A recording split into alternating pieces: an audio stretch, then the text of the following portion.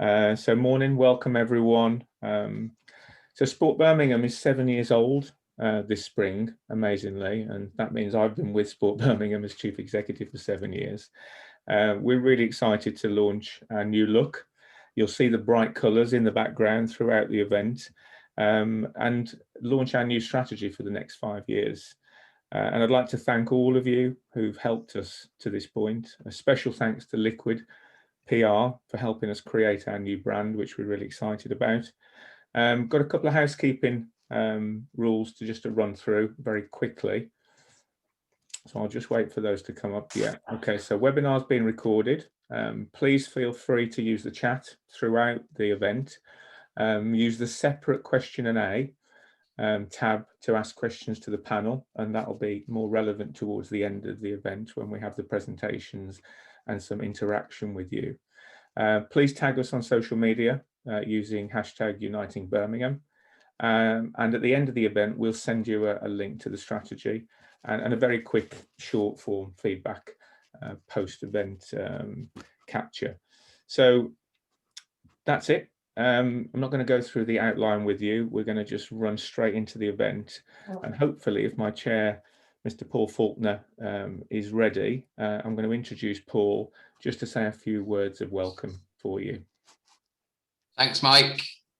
Born ready, so hopefully everyone can see me and hear me okay. But yeah, great to have everyone joining us. I think we're well over your 3 figures now, Mike. We're well over 100, which is phenomenal on a Tuesday morning. So look, thank you to everyone for joining us. And today's all about celebrating our work in partnership with people throughout Birmingham, and kind of many of you who've joined us today. And I think the fact that you have shows that mutual sort of sense of respect and of harmony, really, and collectively, we can all do more and make a real difference. And that really sits at the heart of what Sport Birmingham is all about. And we're delighted today to be rolling out our new strategy. I've had the pleasure of being chair of Sport Birmingham now for about 4 years, which has absolutely flown by. And throughout that time, we've seen the organisation grow and mature, and increasingly sort of be able to lever in more investment for what we're doing here in Birmingham. That means more investment for people and citizens of Birmingham, which again sits right at the heart of what we do. And I must just take a moment to pay tribute to Mike, who, as he said, has been chief exec for the 7 years that Sport Birmingham has been in existence. Tom and all of the team at Sport Birmingham, who, it's a small team, but they do phenomenal amount of work. And I'm very, very proud, not just of the volume of work that they cover, but the way that they do it. Because we talked about collaboration, and I mentioned the spirit of partnership, and it's the people within Sport Birmingham, they really embody that, and it helps us to be more effective, to reach more people, and again to make a genuine positive difference in the city. So we all at Sport Birmingham, and I think all of us in general, feel that we have a big responsibility to help make Birmingham a more active and healthy city, and that's certainly been underlined. The value of that has been underlined over the past year or so with the pandemic. We really do believe that we can improve the lives of people through their experience of sport and physical activity, and that we can also make that experience safe, accessible to absolutely everybody, and also fun. And if we can do that, we're going to sort of get a nice virtuous circle going, and more people engaging, and ultimately healthier and happier lives. So here at Sport Birmingham, as we should do, certainly after sort of 7 years, we've refreshed our purpose, we've reflected on our values, these being to be collaborative, to be inclusive, and also to be adaptable, which again, I think we've all realised we've had to be more than ever in the last year. And we're committed to living and breathing our values in order to drive forward our strategy and to continue working with all of you across this great city of Birmingham. So I think that's enough from me. Hopefully I've fulfilled my brief, Mike. And what I would now like to do on behalf of the entire Sport Birmingham team is to introduce our Uniting Birmingham video, which has a special voiceover from Lady Sanity to help get our launch event underway. So I'm going to say run VT, and we'll take it from there. Thank you, everyone. We are Sport Birmingham. We are here to improve lives through sport and physical activity. Being active not only helps our physical health, but also helps our mental health too. It develops life skills and brings communities closer together. We are collaborative. We build partnerships and connect people. We are inclusive. We believe everyone has an equal right to be physically active in a safe and welcoming environment. We are adaptable. We respond to change and challenge. Our strategy, Unite in Birmingham, sets out our commitment to provide leadership, provide a voice for the community, bring investment, tackle inequalities, working where the need is greatest, help the sector recover, building back better and fairer. The Birmingham 2022 Commonwealth Games will inspire and motivate our city. We will create a meaningful legacy, working with you up to and beyond the Games. Join us to unite Birmingham and help create an active and healthy city for everyone.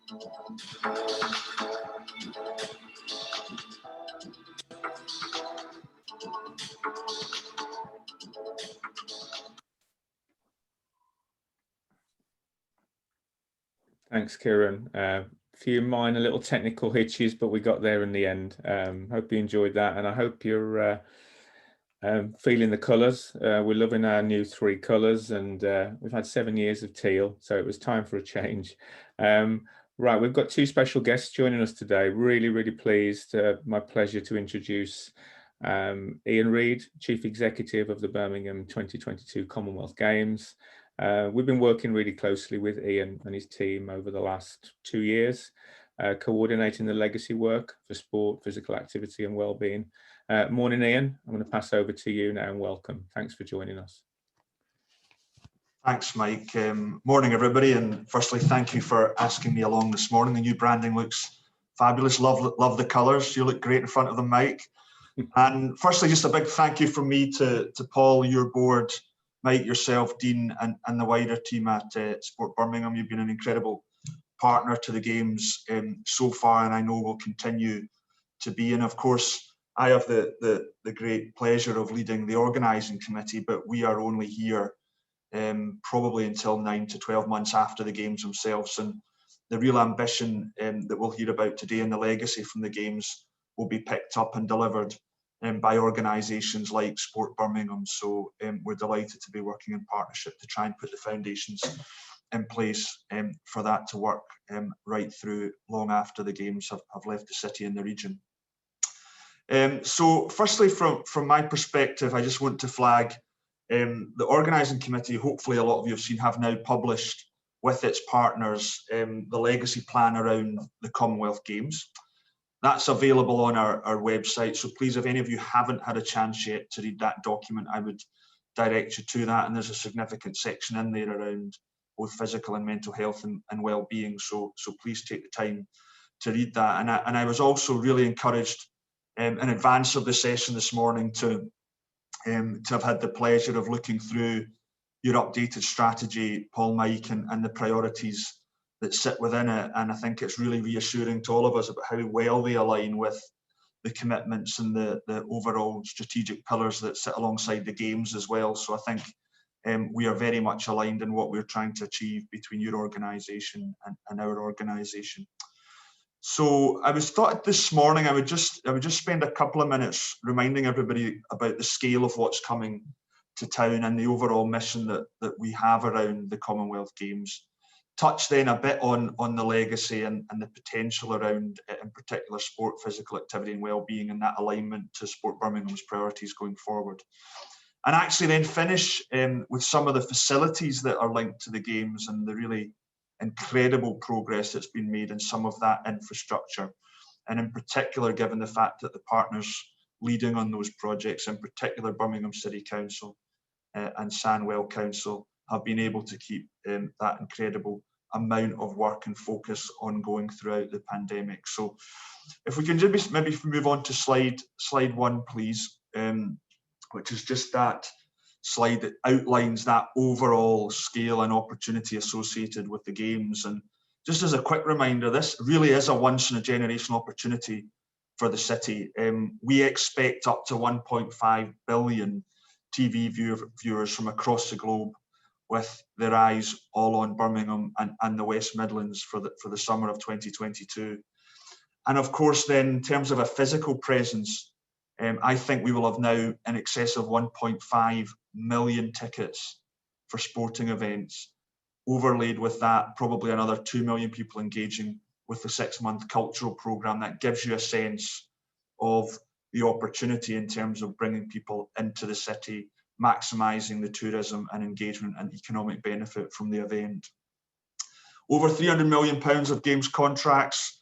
We hope for there to be a significant return on investment in terms of the local and national public investment in the games, and a potential boost actually to the regional economy. We expect, compared with previous events, to be in excess of £1 billion, which, as we would all say, I'm sure right now, is incredibly welcome.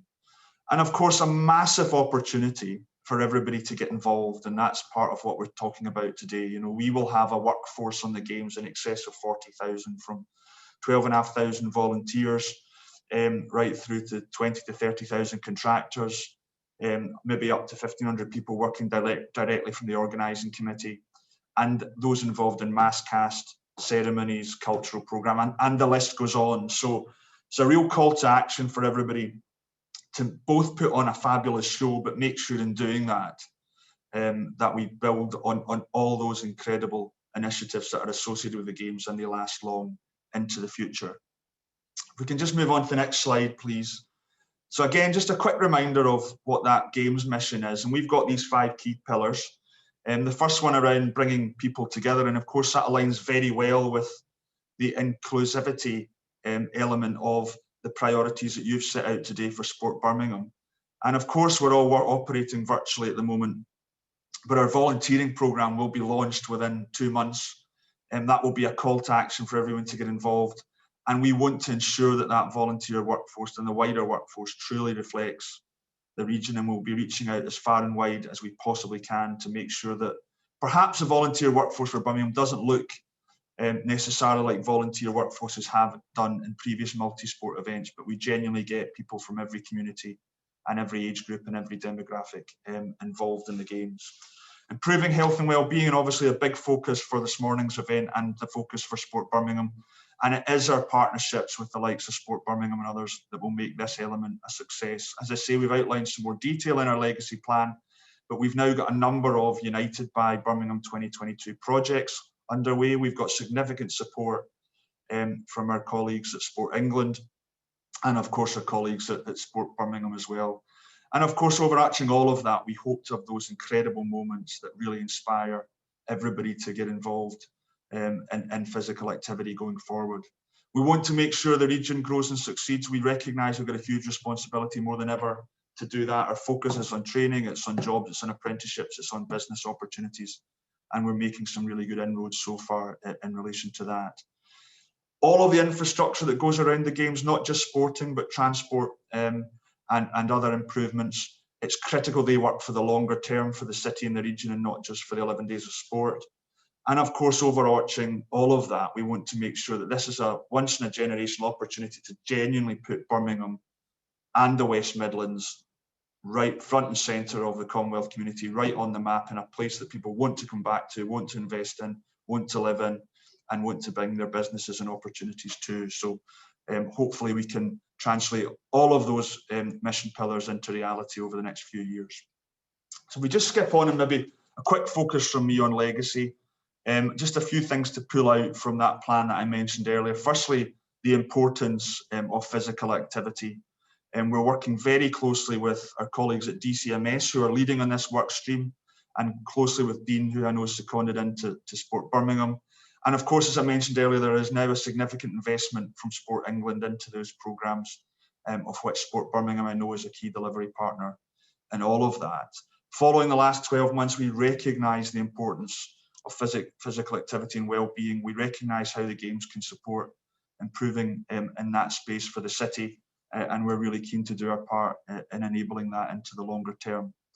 We really do then want to focus on inactive, underrepresented groups, as well as mental well-being, as well as physical well-being.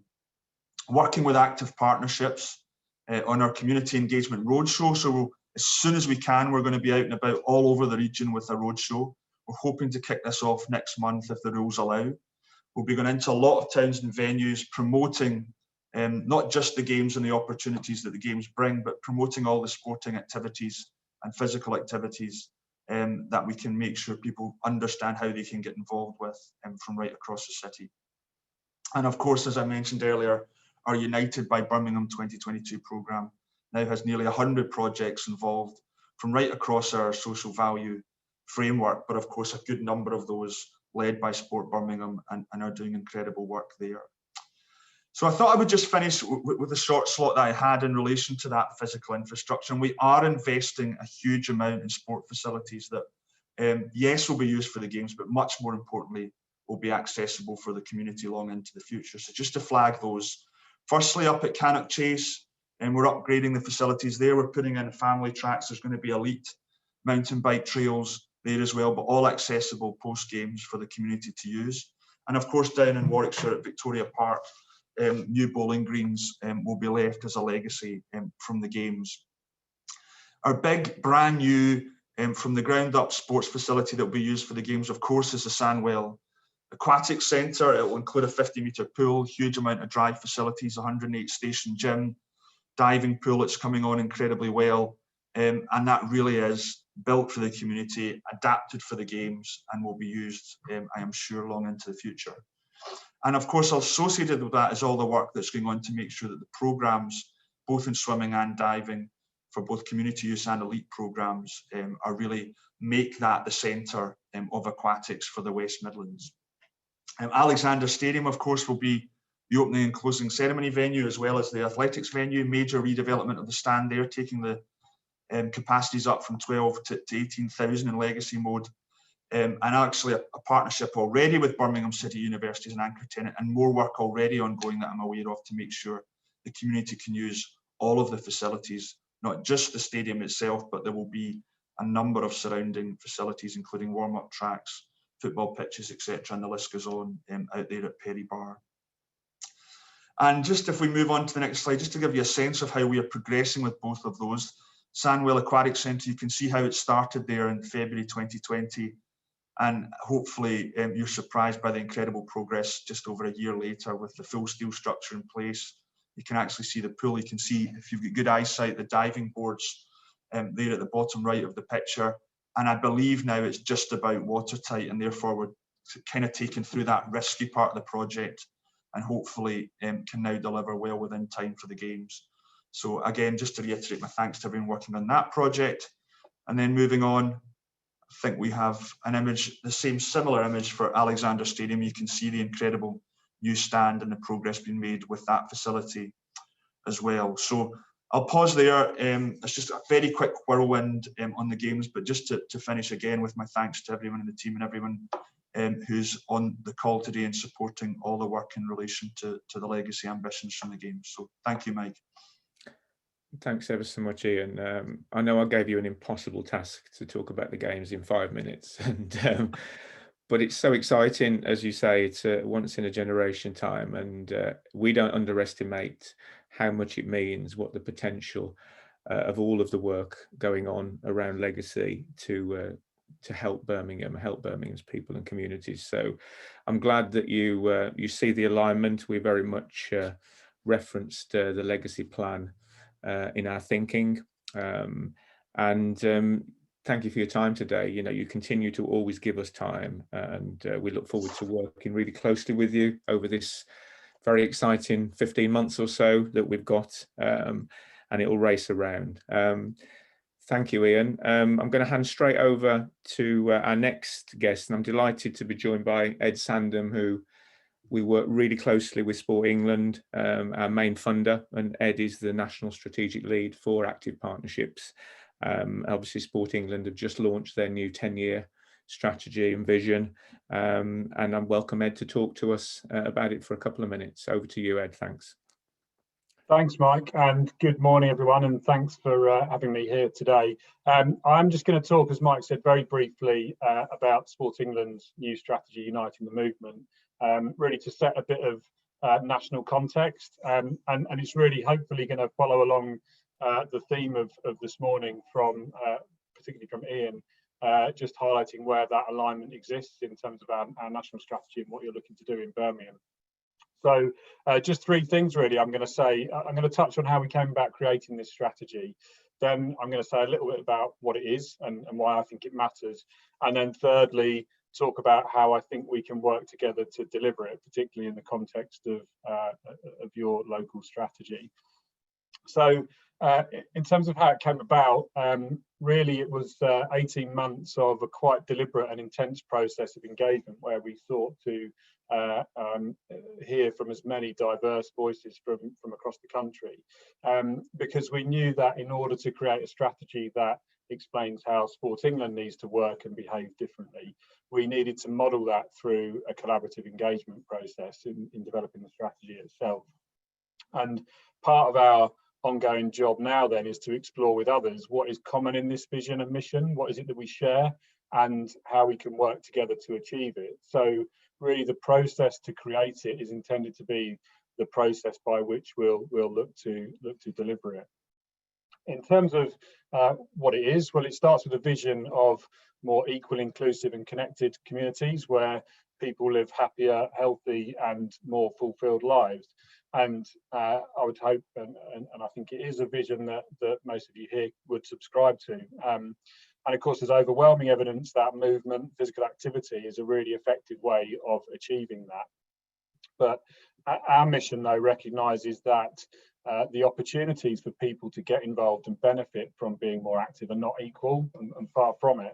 So unlocking those opportunities for everybody and removing the barriers that exist for some is at the absolute core of everything that we'll look to do. And to achieve that, we know that we can't work alone. So we see this as being part of a much wider purpose and vision that I think and hope many of you here today share.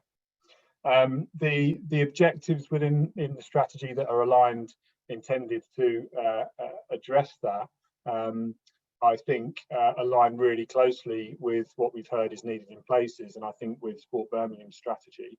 So those objectives are intended to address that challenge in a systematic way, and there are 5 big issues which I think really come through in your own strategy as well.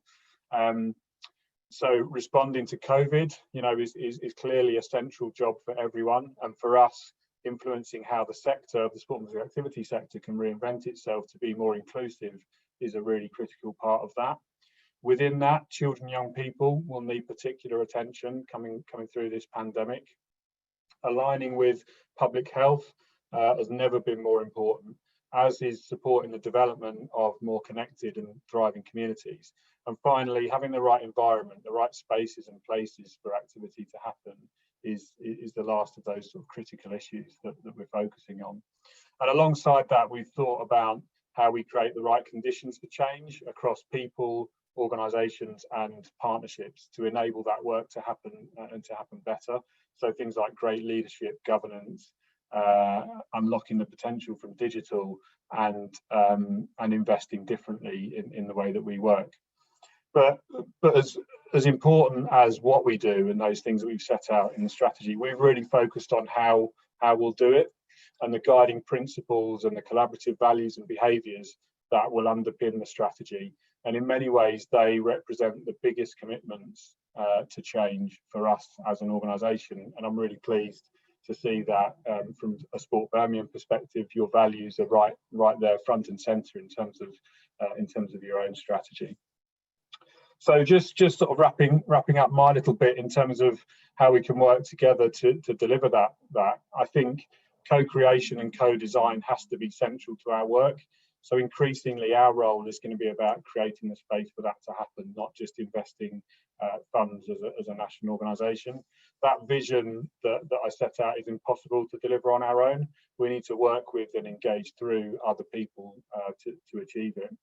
And as we've seen today, we've got a massive degree of confidence that active partnerships in general and Sport Birmingham specifically are really well strategically aligned and do share the ambitions that we've set out in our strategy. So with that collective ambition, I think there's a real opportunity and a real moment in time to maximise the collective impact of our work, and a great opportunity to unite the movement locally in Birmingham not least through things like the Commonwealth Games, which is a massive opportunity for us.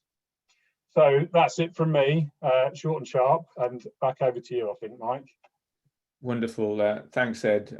Yeah, we've obviously looked really closely and followed Sport England's strategy consultation and journey over a long period. It feels very different. It feels refreshing, and we're really very confident and happy to align 100% behind that and continue to use our strategy to make that difference locally. So delighted, and thanks for joining us today and setting that important context. And I shall see you later this afternoon for that very meeting when we talk nationally about how, as active partnerships, we're going to help Sport England support their strategy. We're now going to go into a really important sort of dynamic session. We're going to look back. As I said, we're 7 years old. We're going to look back maybe 5 years and talk and invite some of our partners to talk about the work that they've done with us.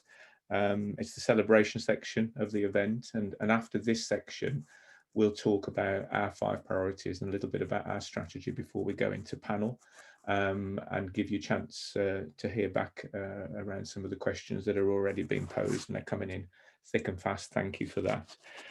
So the celebration section, we're going to kick off with Dean Broomes from Diamond Academy. Dean, I'm going to hand over to you without further ado.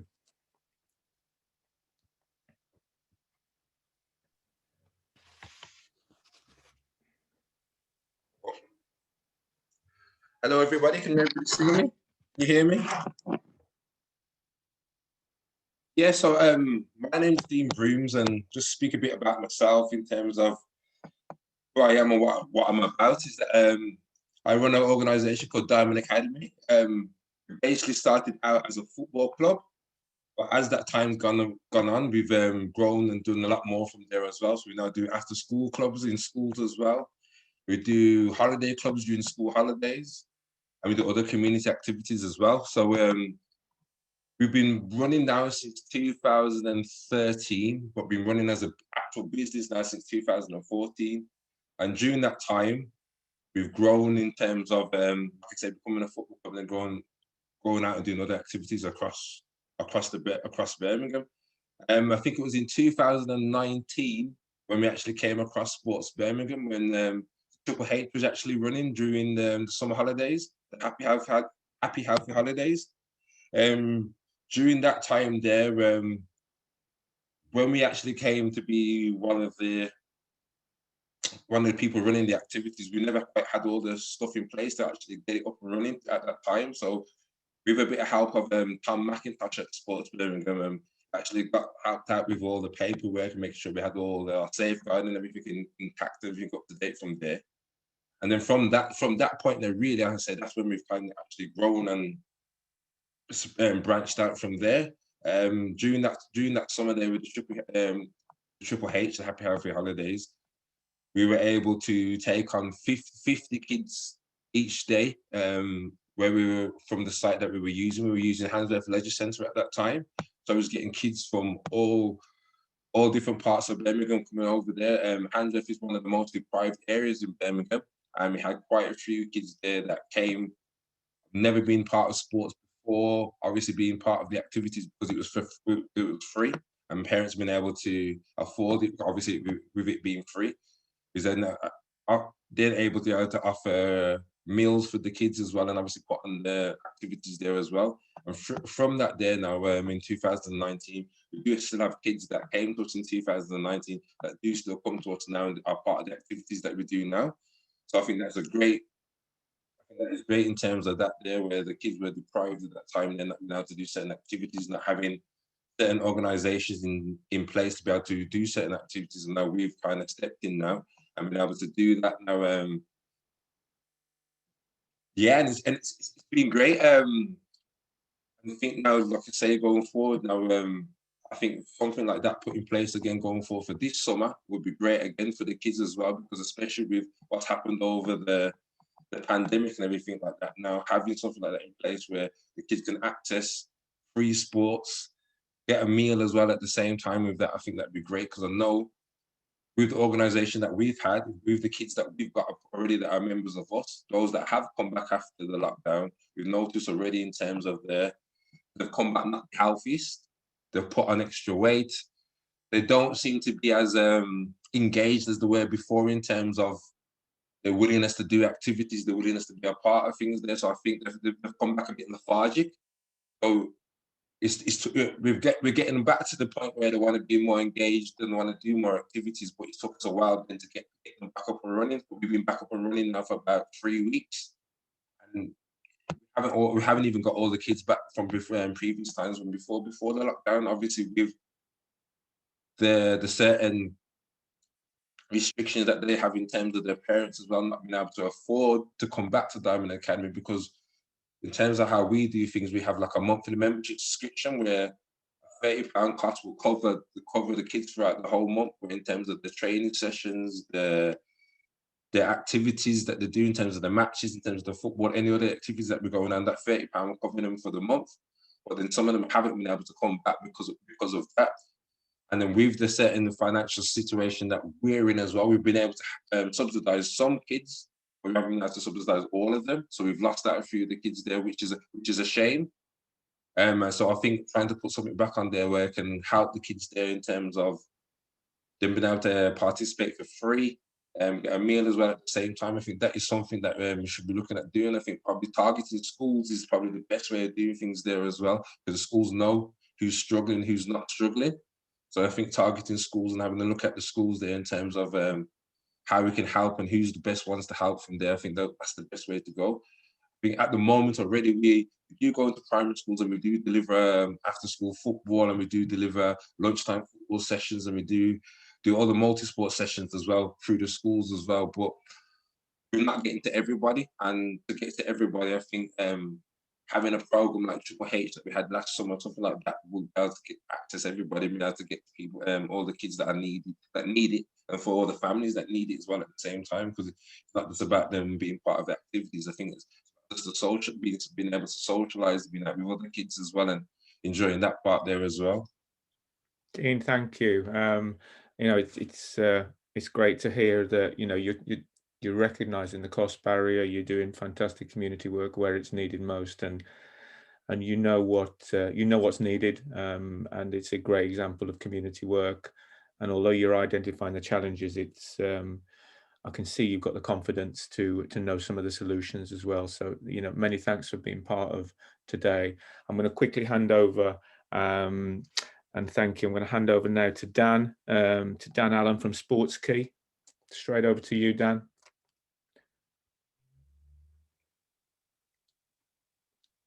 Morning all. Hopefully everyone can hear me. Can you hear me, Mike? Loud and clear. Brilliant. So hi everyone. My name's Daniel, and I'm the communities lead for a community-based organisation called Sports Key. As an organisation, we define ourselves as a community solutions organisation. We typically use sport, physical activity and culture to really try and connect the community and improve the health and well-being of the community.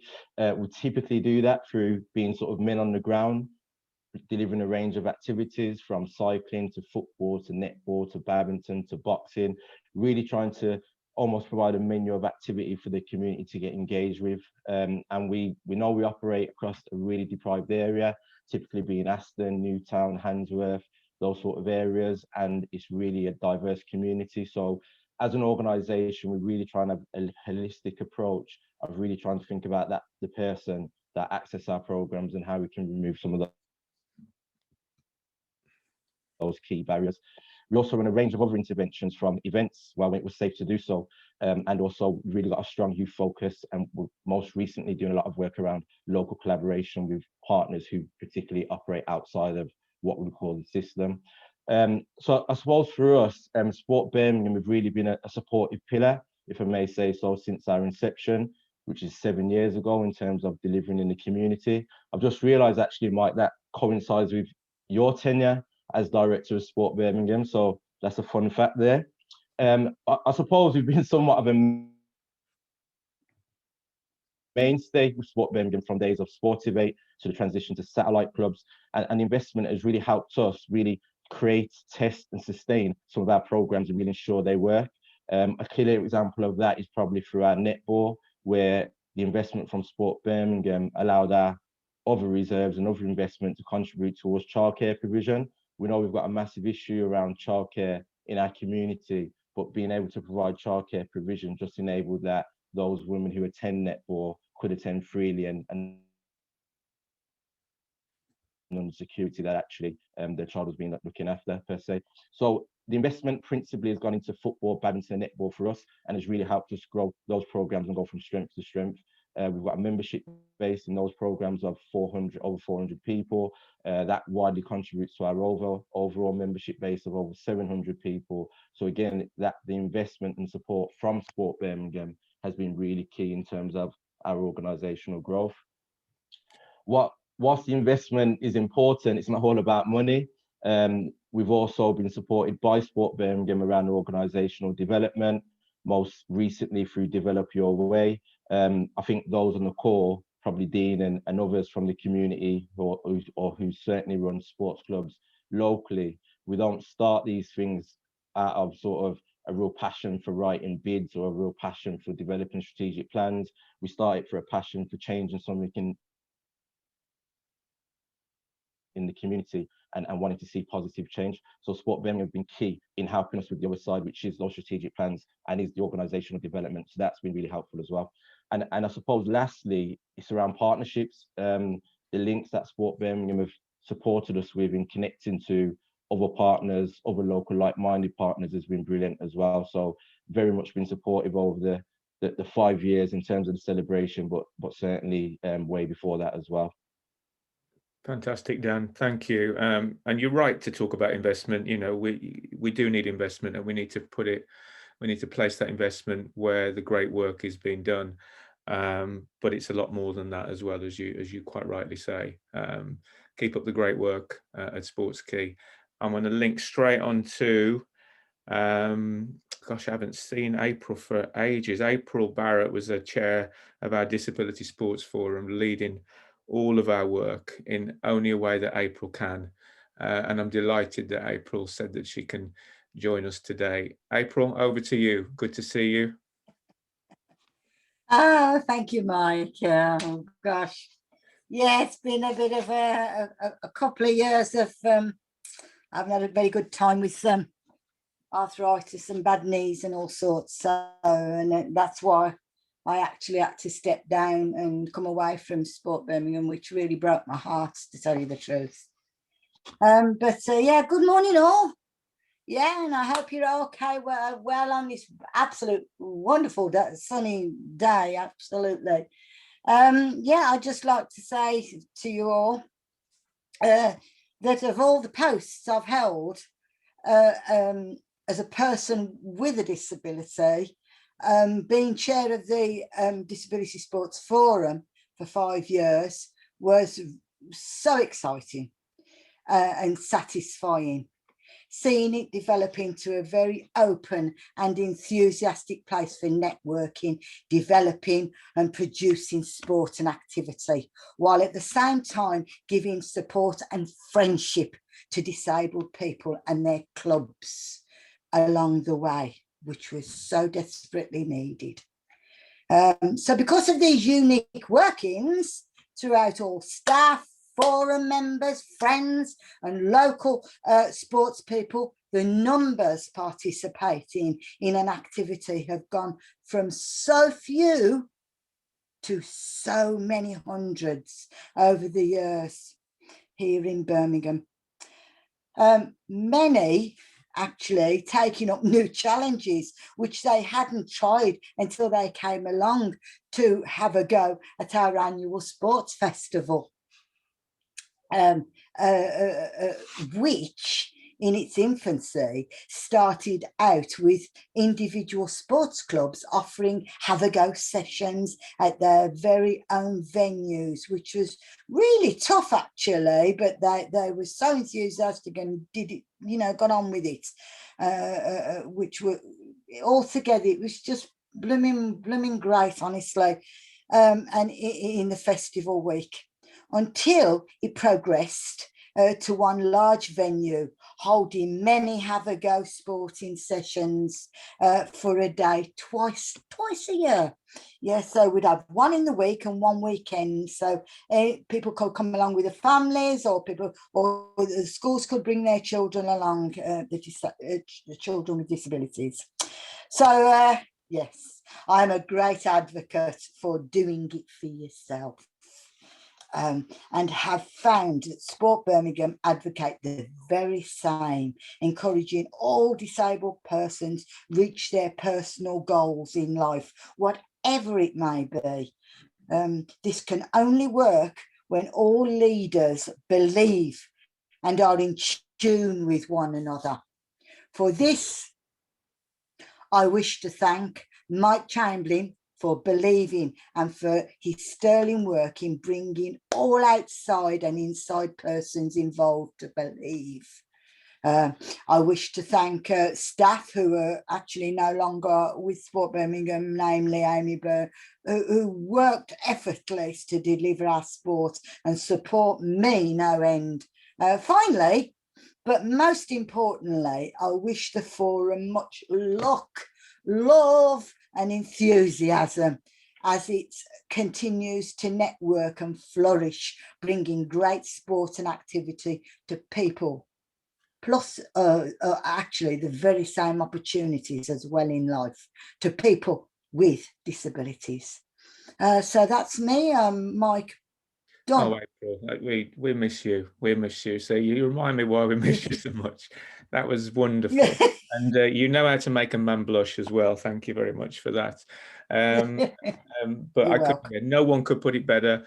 You never accept no. You always challenge, but in a constructive way. And I hope that we continue to work and find a way to keep close to you.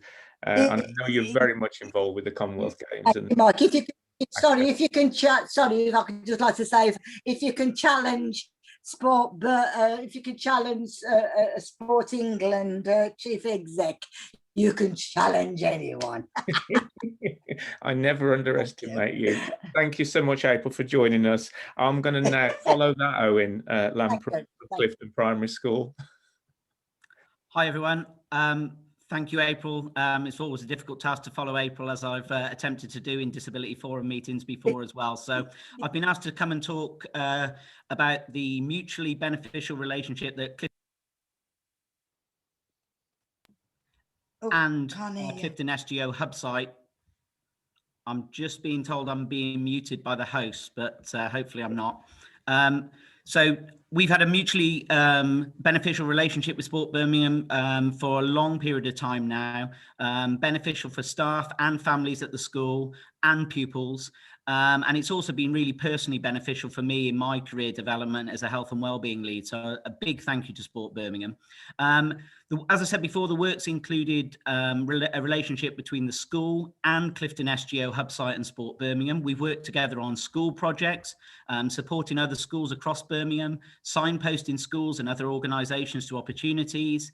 A great relationship we've had with April and the Sports Disability Forum in the past. Really enhancing the opportunities for SEND pupils at our school. We've had media opportunities, links with the Commonwealth Games, national opportunities, and really probably the most important is sharing good practice in health and wellbeing across the city. Just a couple of real success stories that I've been asked to point out. The first one really is the Daily Mile and the Commonwealth Challenge. And the Daily Mile that was introduced from a Sport Birmingham angle by Sam Payne has really transformed the way that staff and pupils have looked at physical activity at the school. It's been a really key part in making sure that children are active for 30 minutes within the day at school and 60 minutes in total at home as well. It's been thoroughly enjoyed by staff and pupils at the school. The media coverage that Sport Birmingham was able to give not only to the programme but also to us as a school was absolutely invaluable.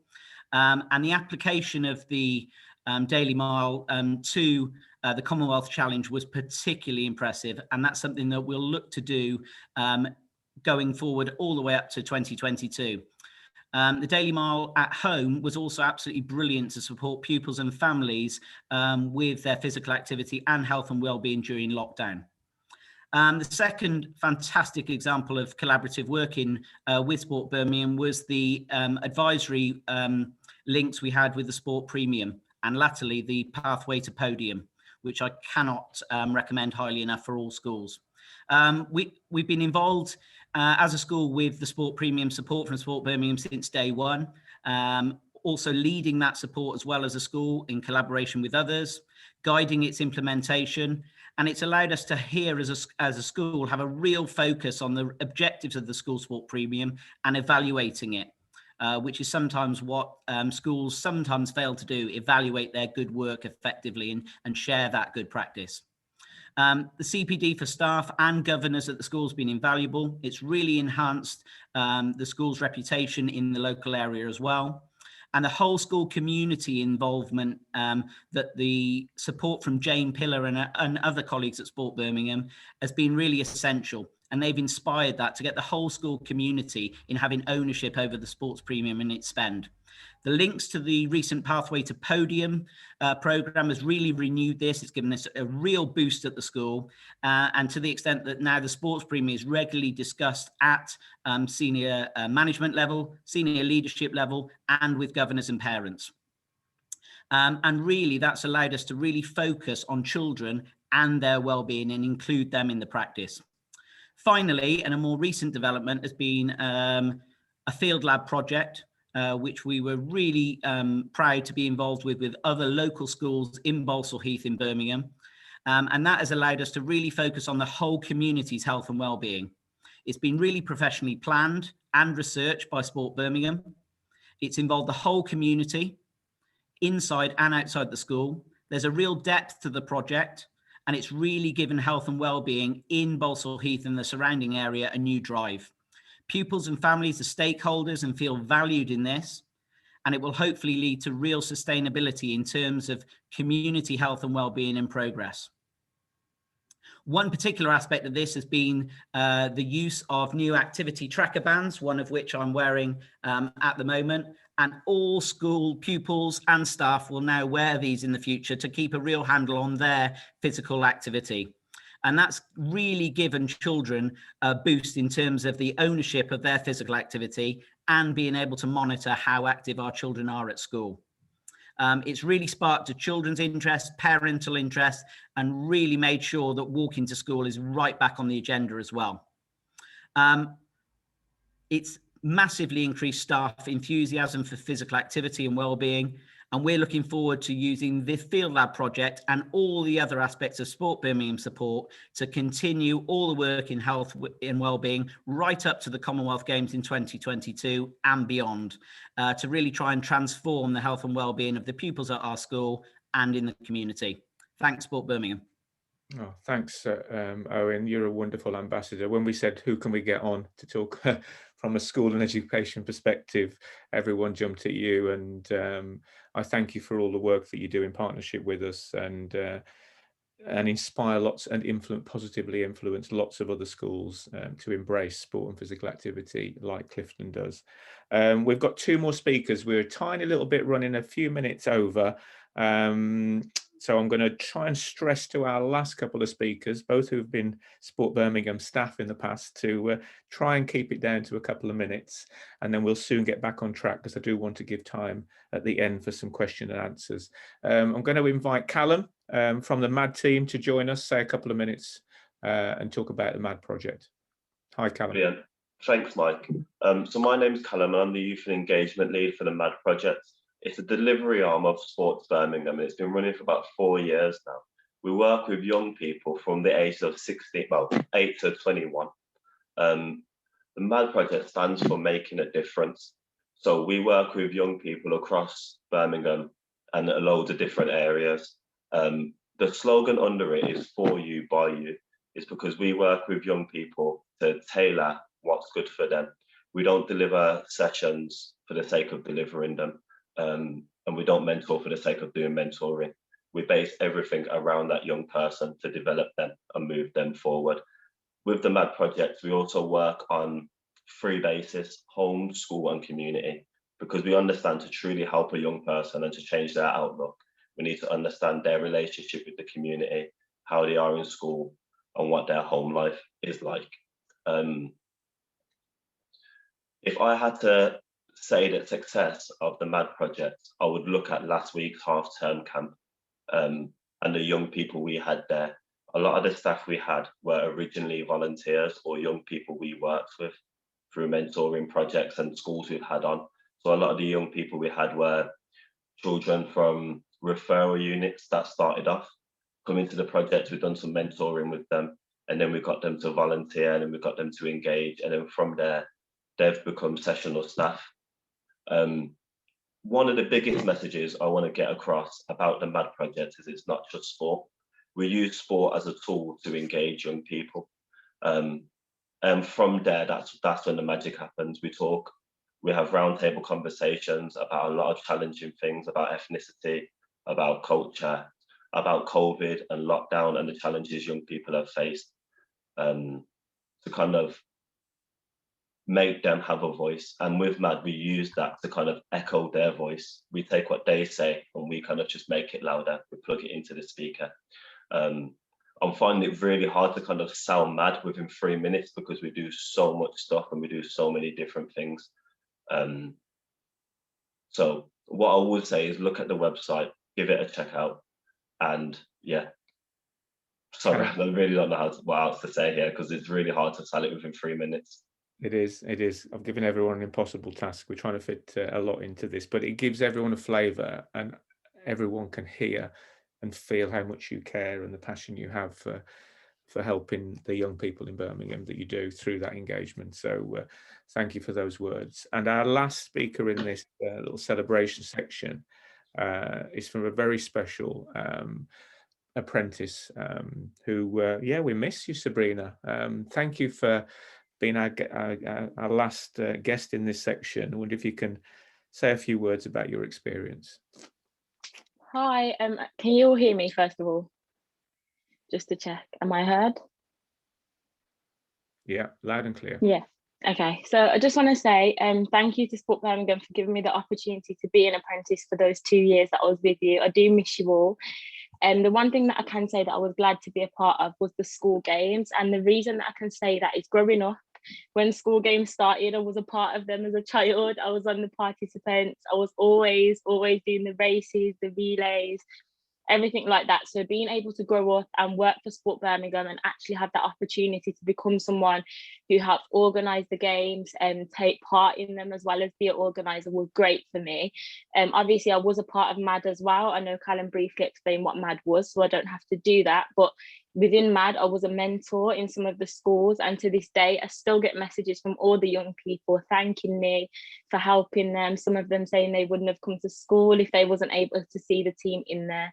So yeah, I just want to say through Sport Birmingham, I was able to achieve so much in the 2 years that I was with them. I was able to face some of the biggest challenges, including speaking to a lot of people, networking with people who I never thought I'd have the opportunity to network with, and just having general opportunities to show myself as a person. So I'd probably say I think it was probably the best 2 years of my work career. Although I'm not with them no more, I still do volunteer at the camps. I was at the Easter one. I'm not sure if Leon mentioned, but I was there for a couple of days. As I don't think I ever leave MAD, and I don't think MAD will ever leave me as long as Sport Birmingham is always running. I think it's one of the greatest things I've ever been a part of. And I just want to say thank you to everyone who was part of my 2 years at Sport Birmingham. And I can't wait to see you all again as soon as lockdown's finished. Oh, thank you, Sabriena. And you know what? You always say it so well. I remember the business meeting we went to. Presented. No one was wanting to listen to us. They just wanted to listen to your story, which is an amazing story. So yeah, thank you for being part of today as well. Now I'm looking at my clock and I'm thinking we've just got over half an hour together, everyone. So I'm not going to say too much. I'm going to move us quickly on to our sort of closing session to hear from a few of the team members. But just, you know, in terms of setting the context for our strategy, we've done about 6 months consultation with a wide variety of stakeholders, delivery partners, many, if not all of you on this call today, to look at how challenges and opportunities look around us and how they've been compounded by the last 12 months. You know, the pandemic has shown to disproportionately impact health inequalities and corresponding activity levels hugely. But we also know there's been some positive behaviour that has resulted from the restrictions we've all been living under. Tackling inequalities and working where the need is greatest has been and will continue to be our focus to improve lives through sport and physical activity. That's what we're here for. We have simplified and restated our mission, our vision of an active, healthy city, and for everyone is the really important part of that. And it will be proportionate. Our investment will go where the need is greatest. Paul's already talked about our refreshed and simplified values that we will commit to live by every day that we're at work. Ed has talked about Sport England's Uniting the Movement vision, and we're guided by those principles.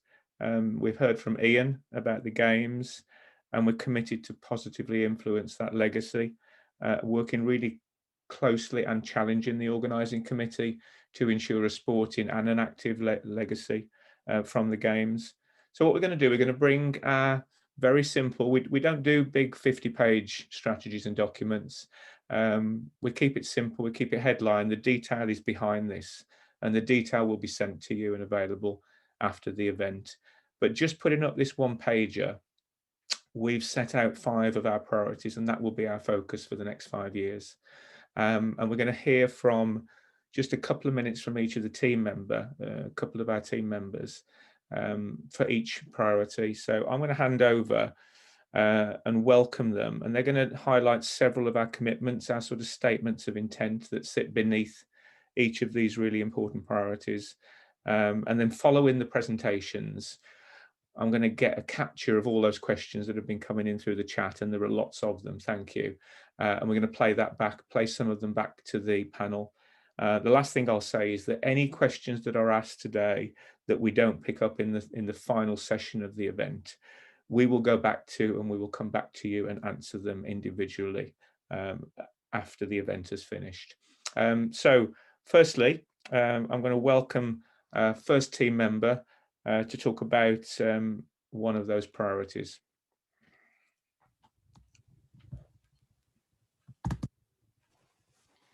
Thanks, Mike. Morning, everybody. My name is Luke Hedley, and I'm the Sport and Wellbeing Officer here at Sport Birmingham. I'm going to briefly talk you through one of our priority areas, which, as you can see on the screen, is improving physical and mental wellbeing by reducing inactivity. Within this, we have several commitments. I could spend the next 15, 20 minutes talking through all of them with you, but I'm going to pick 1 or 2 to really focus on. I think one of the key ones one of our commitments that we're going to really focus on is to work with clubs and organisations to ensure that mental health and wellbeing is placed on an equal footing to physical health.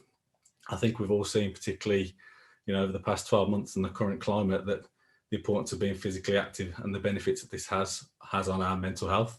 There's a real spotlight and a real focus on mental health at the minute, and we want to harness that. We want to work with delivery partners and clubs and organisations to keep raising this awareness and keep promoting the benefits, of being physically active and what that can do to our mental health. We're all aware of, the physical benefits by being physically active. Now it seems like the right time to really, focus and keep pushing the mental health benefits, things like better sleep, better cognitive function, increased memory, reduce stress and anxiety levels, and just better overall mood. So we're really keen to work with clubs and organisations to drive these messages, and there's several ways we can do that and support our delivery partners, whether that is through our messaging, through the messaging of clubs and organisations, raising awareness, signposting, training and using resources. We're currently working on doing a piece of work to really help streamline and make the mental health training program a bit of an easier pathway, because there are a lot of mental health training opportunities and courses and providers out there. We can help support with policies, things around funding. We've got the Tackling Inequalities Fund that I'm sure my colleague will talk to you about shortly, but there's going to be a real focus on mental health and long-term health conditions within that. And I think most importantly as well, we're keen to utilise the assets of our delivery partners, and the clubs and organisations that we work with. You guys know your audiences better than we do, so it's going to be a real collaborative approach to see if we can work with you to ensure that mental health and wellbeing is placed on an equal footing to physical health. Another kind of key commitment and an area that we're keen to work on and keep developing is our links with the health system, and to continue to broker relationships, particularly around social prescribing and the link workers. We're very fortunate to have a good relationship with some of the local mental health trusts and some of the local community mental health teams. And we're starting to broker relationships with social prescribers and, as I said, the link workers. You know, the link workers and social prescribers have a captive audience within GP surgeries and health clinics and community centres. And it seems like there's a real shift to move away from a kind of clinical side of things to use physical activity as part of a more holistic approach to wellbeing. So we're keen to keep, you know, forging our relationships with these people, these guys, and obviously you guys as clubs and organisations, and linking the two together and see if we can use, you know, sport and physical activity as part of recovery pathways and journeys that take a step away from the clinical side of things. I'm very conscious that's a very quick whistle stop tour, and as I said, there's a few more I could talk to you about, but as Mike's alluded to, there'll be more information coming out after this and over the coming weeks and months. So I'll hand you over to our next speaker. Morning all, hopefully you can hear me. My name's Adam Warden. I'm the workforce manager at Sport Birmingham. So I'm here to talk about people, and I think, as you've heard today, people across all our programs, projects across the city are critical to how we deliver sport and physical activity, whether that's formally or informally. And I think for me, that is something I've focused on and worked with a number of our team members on and partners on over the last 4 or 5 years. And it's something we have a commitment to, whether that is a volunteer helping out once a week or even once a month at an event or in a local community club, to the professional workforce, being coaches, administrators across the board. It's really important that we support each other and support that experience. And I think that's what I want to focus on, or want all the Sport Birmingham team to focus on, is how we ensure that once we've broken down those barriers, we've made sport and physical activity accessible, actually we ensure that then the experience is something that people want to come back to, and that often comes down to the people delivering that experience. So there's a number of priorities, and as Luke said, we could talk for a long time about the priorities, but a few of the ones I wanted to touch on this morning. We obviously want to ensure that activity is safe and enjoyable for all those participants, and that comes down to training, whether that's formal or informal. So it's important to us that we provide a tailored and individualized journey for our workforce, and that's the existing as well as the new. So we've got some work to do to support our existing networks to ensure they can meet the needs of a range of audiences, but also how do we drive new volunteers, new coaches into the system to provide these experiences. We need to ensure that our workforce are resilient and flexible, and they support each other. And I think one of the things we've seen today, and obviously one of our values around collaboration, is how we work together as a city, share that experience, share that knowledge, and work together to provide the experiences that we're all looking to. From my personal experience, I know I've got into sport because of the people who have challenged me and supported me, and I think it's for us to carry on that, or carry that baton on, as it were, to the next or the new workforce coming through. So we'll aim to work with schools and HE and FE to develop those leaders, develop that next workforce. We also want to work clearly with the communities who are already often doing a lot of this work, but may need additional wraparound support, or even just some confidence to deliver physical activity. We've already heard about communities providing food, providing clothes, providing support, but actually how can we extend that to give them the confidence to do physical activity? So yeah, that's workforce, and that's about the people who are going to drive physical activity going forward. And I'll pass on to the next speaker.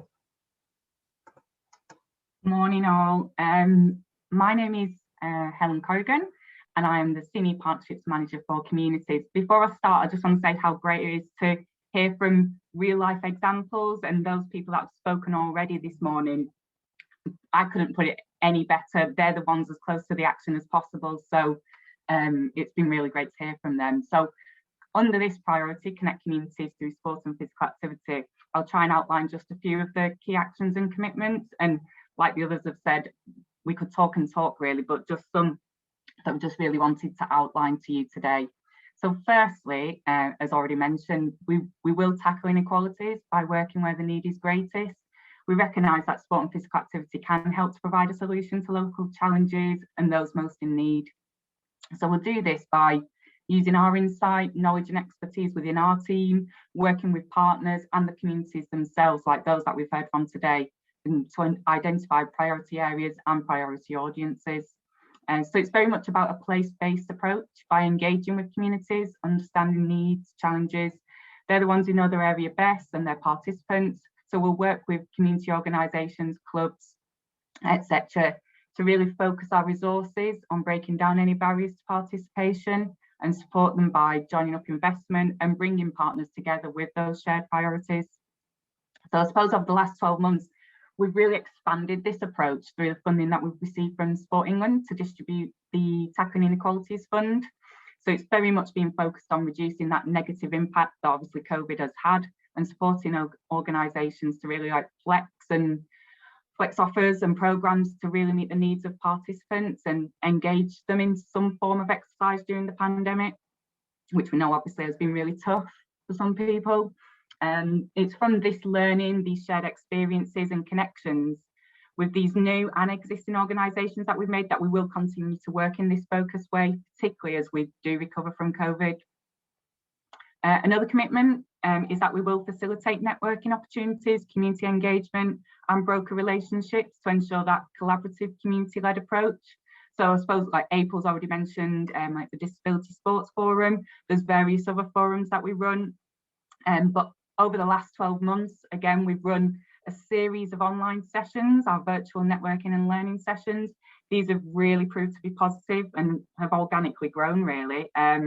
They've been themed, they've been enabled different community organisations, clubs and stakeholders to meet, forge relationships and really share learning, particularly those who may have never worked together before.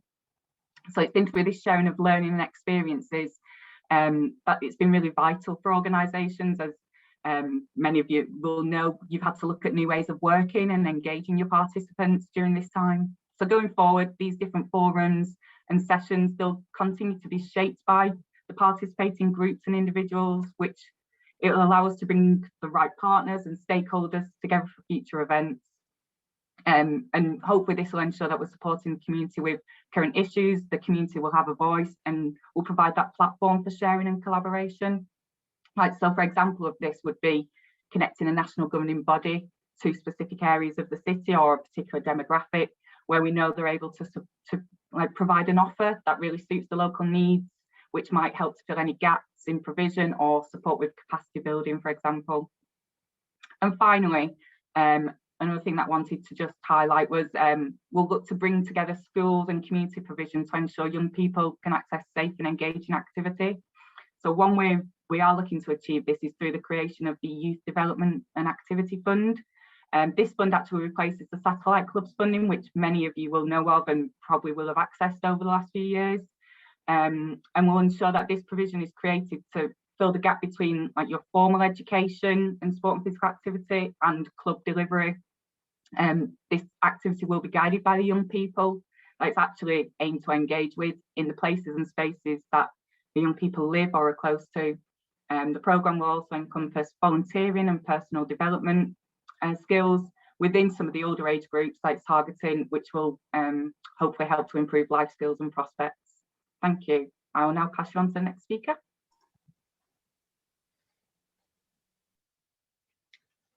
Thank you, Helen. Good morning, everyone. I'm James Grinsted. I'm one of the Senior Partnerships Managers at Sport Birmingham, overseeing our work with children and young people. Just today, wanted to give a bit more detail on the next priority, which is improving life skills and prospects through participation and engagement. Specifically aligned to this priority, we will look to provide young people with the opportunity to develop new skills through different projects and programs. We will work with partners across the city and wider afield to connect training and employment support with different engagement programs. And we'll also develop employability skills and confidence of young people. What we've done and what we're looking to do moving forwards is place an increasing focus on the development of the skills of young people, which in turn can obviously help support their future prospects.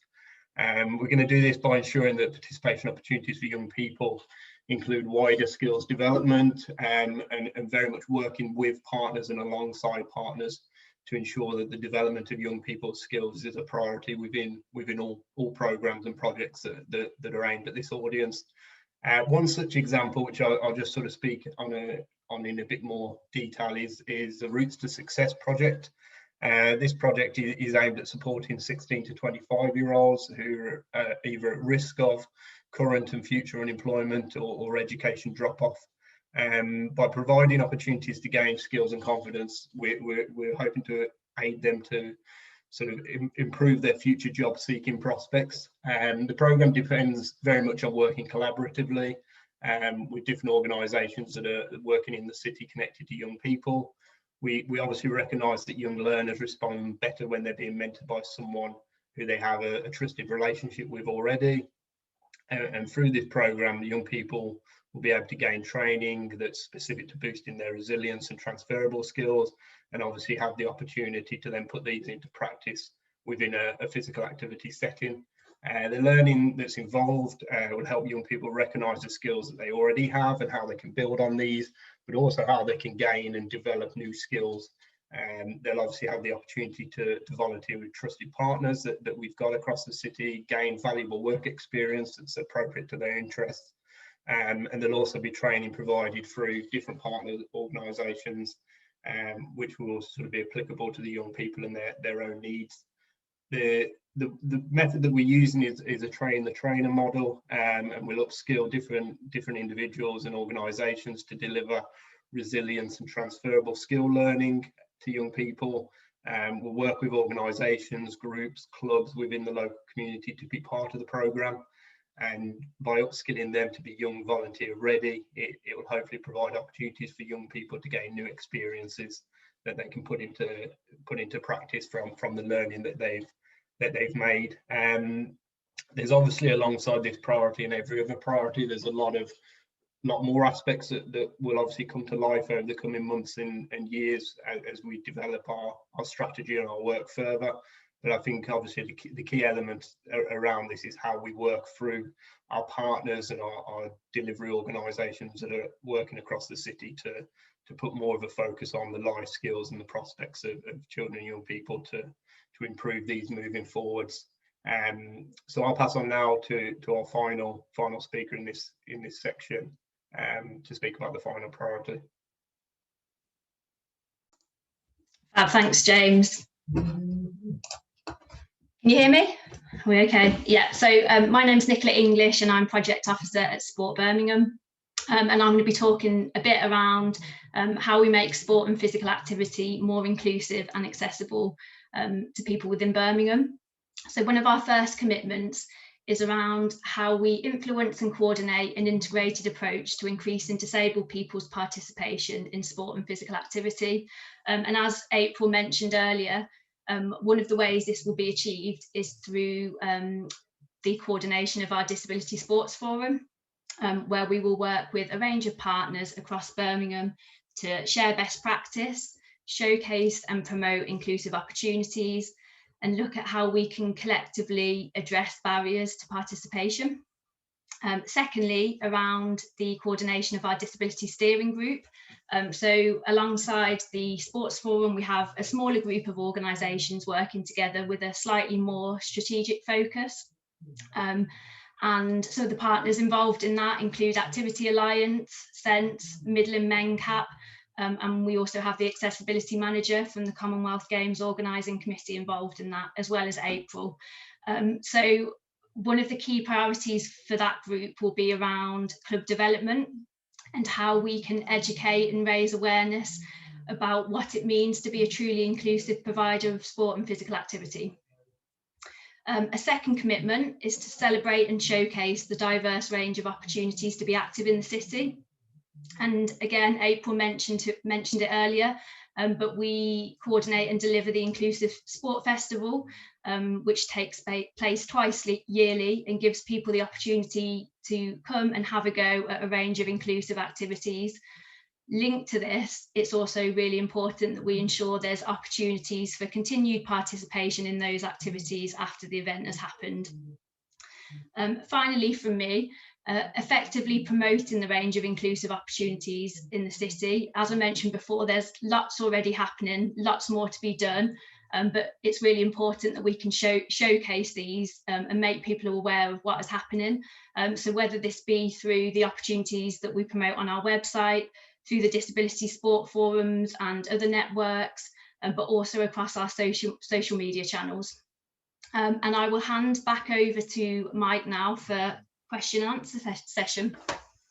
Thanks, Nicki, and thanks to all of you, to Luke, Adam, Helen, James and Nicki for just bringing some of those priorities to life a little bit for us. Now we're good on time. We've got 10 minutes and we've had lots of questions come in through the chat and we've been monitoring. I'm just going to pick up a couple, play them back to you, and I may then fire out to some of the team members the more difficult ones, you know, because I've got the right to do that, haven't I? First one, we've had a question about why not Active Birmingham, why Sport Birmingham?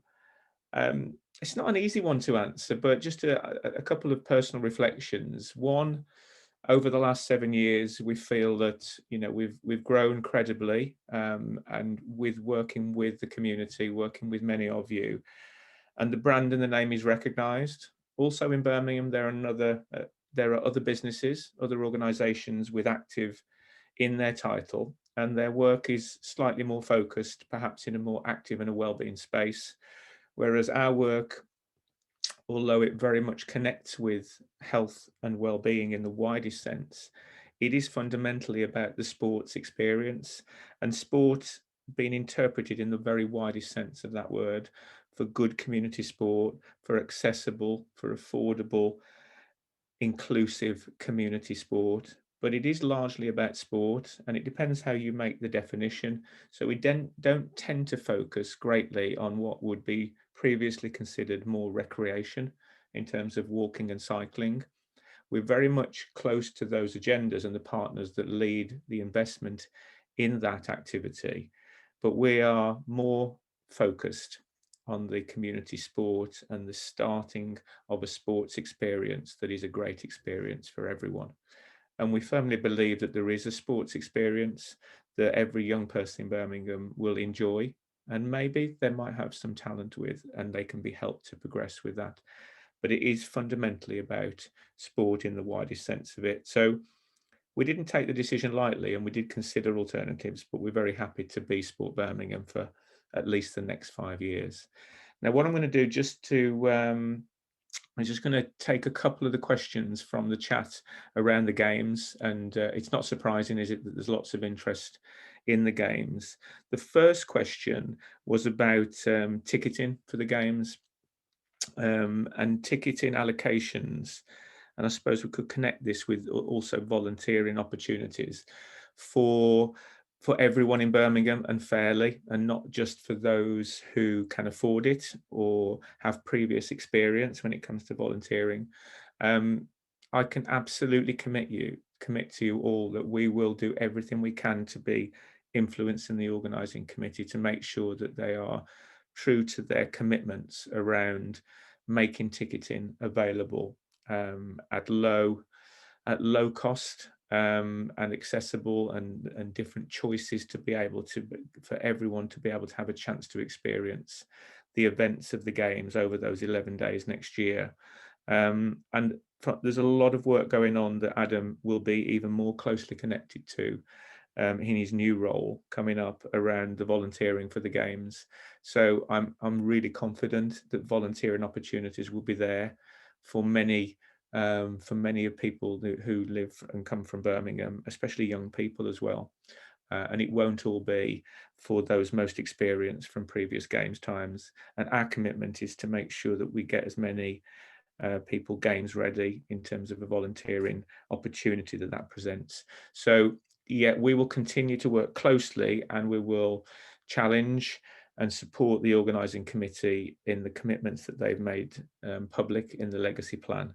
So just a couple of things, just playing back from the questions around the games. I'm going to, conscious of time, there's been some questions around facilities and the accessibility of those facilities in Birmingham. from an affordability point of view. And I wondered, Helen, if I can put you initially on the spot in terms of that challenge that we have to make sure facilities and active spaces and places, I guess, in the broadest sense, are available and can open up to give that opportunity for many people from the most deprived parts of Birmingham as well. Thanks, Mike. Yeah, so I suppose it's through some of the programmes that we've got running at the moment. So things like tackling inequalities, the new Youth Development and Activity Fund. It is through working with organisations, them knowing what areas they want to access, what facilities they want to access. Hopefully, by providing funding, this will really help them to be able to access it at a subsidised cost and allow those participants to have access to them. We know that gym fees, facilities fees, that they can be expensive, but hopefully through resource that we can provide, and not just us, other partners as well. So it is about joining up investment with other partners and stakeholders in the city, that we can allow people to access those facilities. Thanks, Helen. And I think we're conscious of, we're on the cusp of some more investment coming in. And, you know, Dan talked about the need and the importance of investment. There are a couple of other investments coming in, really important ones. One that Ian, I think, referenced in his presentation, that is the Sport England funding. You know, several million legacy funding coming into Birmingham, hopefully in the next month or two, and we've got an opportunity to shape that with communities, and we will be doing so. And that will be very much about identifying the areas of greatest need, and we've done a lot of insight work to take us to where those places might be. So there'll be several places in Birmingham that will benefit from some significant investment in the next couple of years with Games legacy funding. And also Birmingham Council themselves have committed 6 million to the Games, and 1 million of that is ring fence for Birmingham, just around physical activity. Again, we've got a couple of opportunities there to secure a reasonable amount of money, which will all go out to the community. So hopefully many of you on the call working in those areas and with the audiences that we've talked about as our priority audiences will benefit from that. And you know, that's real additional money coming in just because of the Games, and we have to make the most of it and lever more around our cause and our purpose. I'm going to Adam, would you mind, because we've got a couple of minutes and we've had a few questions around volunteering. Is there anything you'd like to add just on volunteering from a Games point of view, and how real that opportunity is for some of the people that would love to have that chance in Birmingham? Sticking me on